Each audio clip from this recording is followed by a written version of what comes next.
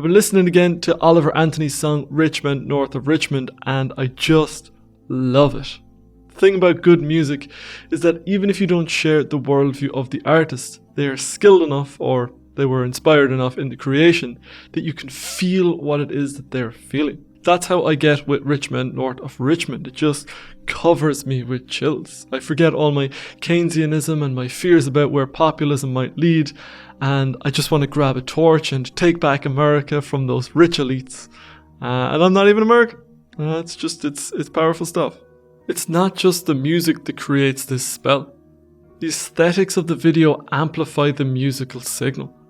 There's the resonator guitar harking back to the roots of the blues and the solid soil of trampled down slaves of the antebellum American South. It's not an electric guitar or a sexy, well-finished Taylor or Gibson, but something more rugged. It feels symbolic of a grassroots movement. The amplification is built into the guitar itself rather than relying on the help of external technological aids. It's organic. Then there's the setting. A man in a clearing in the woods with a couple of dogs around him. The contrast with the halls of power in Washington is stark.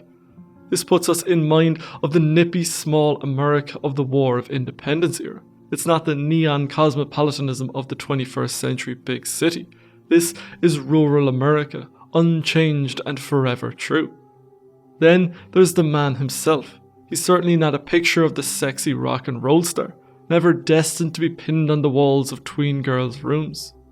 How perfect that he has this woodcutter's beard. It evokes the rugged man, the Henry David Thoreau vibe of a man unseduced by the decadence of modern life, and speaking about deeper truths out in nature.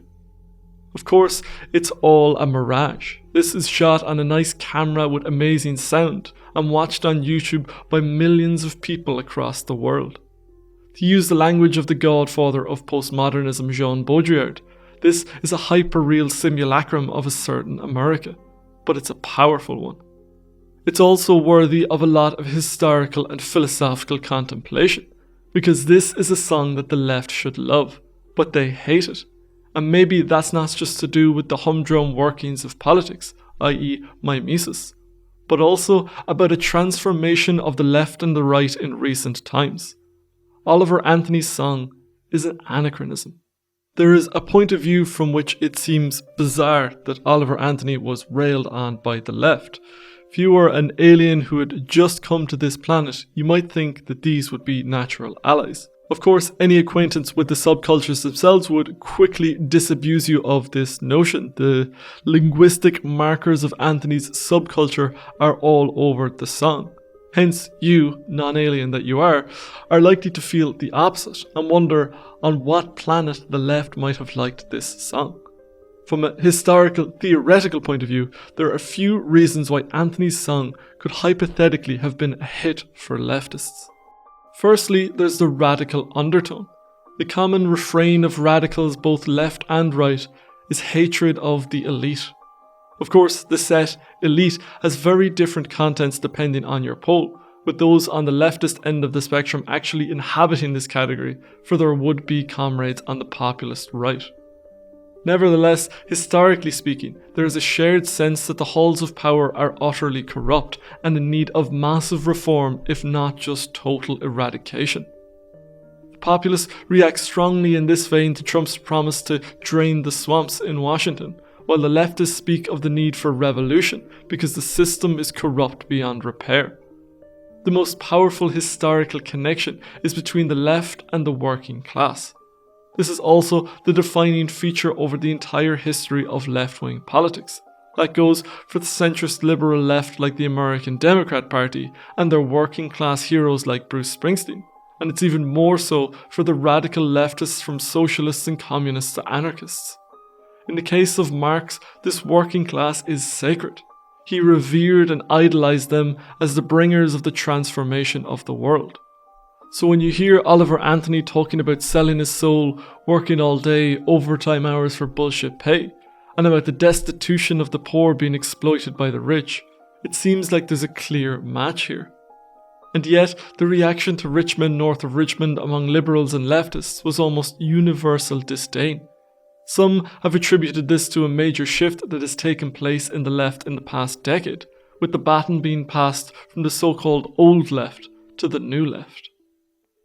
In his commentary on the reaction to Richmond north of Richmond in the New York Times, Nicholas Kristof wrote that liberals, while attentive to racial injustice, have a blind spot about class, and are too quick to wag their fingers and scold Oliver Anthony for insensitivity.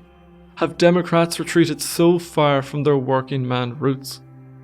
The connection between Democrats and of those on the left with the working man has become a historical curiosity. Some are calling this the Great Awakening, and you'll see these graphs showing the rise in social justice search terms in media outlets between 2010 and 2019. What these graphs show is the rise of the new left. The old left are the ones who have a working class fetish. These are the Marxists, socialists and anarchists, whose social critiques took the form of economics and politics. The old left had its last plume of life with Occupy Wall Street and with Jeremy Corbyn's leadership of the British Labour Party. The new left are more focused on culture. Their attention is on systemic racism, sexism, bigotry and the patriarchy. The focus has moved away from the working class as being the downtrodden in need of protection, and has become about the oppressed minorities and women. This meme is in the same vein. Whereas in 2011 there was Occupy Wall Street, where radicals of all stripes were united against economic inequality and the elite, a decade later the politics of the left had shifted to the cultural domain to focus on identity politics and is now popularly known as the woke. Occupy Wall Street fractured into the radical right and radical left, who are now largely pitted against each other rather than against the system. This meme appropriately portrays this as a conspiracy by the elite. This new left don't see anything resembling a common cause with Oliver Anthony. This isn't a working class hero singing about the evils of capitalism. At the more harmless end, they see his writing as artless doggerel that is essentially a blunt force hissy fit. But at the more severe end, they see in Richmond north of Richmond a white man punching down on the obese people on welfare, bashing the poor. They see the nastiest impulses of America. His songs feel parochial to the point of bigotry. Anthony hits all the trigger points of the new left. He's an angry white man, a walking effigy of everything the patriarch-hating woke despise. From these snippets of commentary on Richmond north of Richmond, you'll notice another key difference between the new left of the woke and the new right of the populists, and that is tone. It's not surprising to me that Occupy Wall Street would have been a unifying point for these groups. Looking at the history, it's worth remembering that there was a similar cycle of radical discontent in the wake of the First World War. Mussolini was originally a socialist politician before becoming disillusioned with the socialist ways. The origins of the German fascists lay in a socialist workers' party before a certain charismatic Austrian came along. There's something about his eyes. Hypnotic. Though the fascists and socialists were the most bitter of enemies, there was also a stock of similarities they had in common that neither shared with their moderate wings. The same goes for the 21st century's populist right and woke left, where both are partial to the needs of poor people who are not being served by the insatiability of the apathetic system. They are coming at the problem from two different angles, and that is where the difference in tone comes from. The woke are more refined. On the front lines of the woke movement, there are a lot of PhDs and college degrees. There's a familiarity, or at least a posture of familiarity, with a tradition of critical theory, and with the history of imperialism, colonialism, racism and bigotry. There's an attitude of compassion and solidarity for all people across the world, immigrants, developing nations, minorities and outsiders. Despite what the right-wing gurusphere would have you believe, the woke are much closer in spirit to the values of the Enlightenment, of freedom and equality, than anybody else on the political spectrum. Like Foucault, they want to consummate the Enlightenment vision rather than destroy it. They may spurn the hypocrisy, blindness and other foibles of the Enlightenment thinkers, but their dream is one of tolerance, equality and justice. Of course, you don't see this on the front lines of the culture wars for the same reason that the guillotine never went dry in the years of the French Revolution. Purity is a hungry god. In contrast, there's an uncouthness to the populists. They're crass, they're salt of the earth. And akin to that earth, they are like maggots and shit and BO and all the ugliness of matter that polite society deliberately overlooks. Like their leftist counterparts, they also believe the system is fucked and should be more equitable, but their spirit is less the beautiful idealism of the utopian than the ugly desperation of a starving man fighting for scraps to feed his family. Their resentment is much more concrete. This is the proletariat discontent that Marx thought would bring about communism, but that Lenin discovered was more of a trade union consciousness. That is to say, they aren't idealists looking for an ideal world. The system can live on, only they want a fairer slice of the pie. Trump in this sense is the trade union boss bargaining with the elites on their behalf. This difference in manners, goals and natures, one deep in the earth where the sweat and bones of their ancestors lay, and the other high in the idealistic awe of the firmament, inevitably come into conflict. Both are equally cut off from the ways that the world works. One is beneath it and the other above, and it is that disconnection that makes these groups into radicals. But this mirror image, this light and shadow of populist and woke, is rife with conflict. To the populists, the multiculturalism of the woke is suicidally naive. To the woke, the parochial nationalism of the populists is disgusting. The question remains then, what is the leftist attitude towards the Oliver Anthonys of the world? What are we to do about a problem like the red ocean of poor white Americans? I haven't come across a good answer. If any of you know any videos or articles wrestling with this problem from a leftist perspective, please share it down in the comments. The predominant framing, however, is a fear of fascism. For leftists, the system has ceased to be the primary focus of outgroup feeling. Since their university-educated peers are now the hive body of the mainstream media, there is less room to direct hatred at the media. And while the halls of power continue to evade them except for scraps of policy to guarantee their vote, the true animosity of the leftists is directed towards their looming fear of fascism. When the left isn't fighting among themselves, which, to be fair, is their default mode, they are railing against the dangers of fascism's rebirth. All their energy is directed against the MAGAs.